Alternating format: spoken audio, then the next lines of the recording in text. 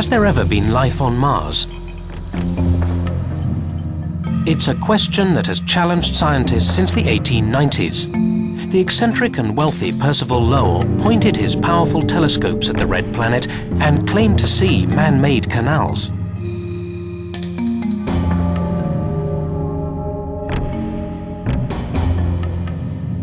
A flood of alien fantasy followed and persisted into the 1970s.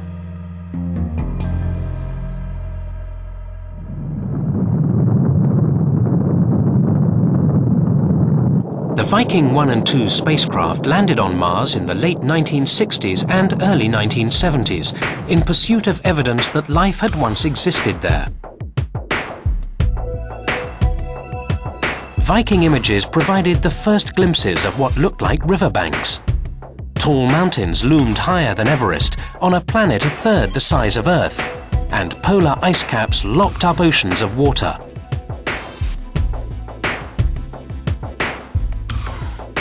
But Viking's probes proved only that Mars is a cold world ravaged by violent dust storms.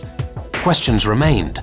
Did the spacecraft miss vital clues to a past some 4 billion years old? Did life gain a foothold when the planet was warmer and wet?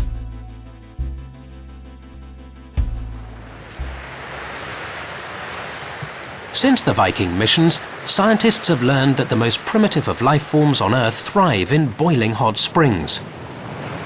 Photographs suggest that hot springs like these in Yellowstone National Park were once common on Mars, and Martian meteorites contain minerals typically found near hot springs on Earth. A new era of Mars exploration is about to begin, and scientists like NASA paleontologist Jack Farmer can't wait.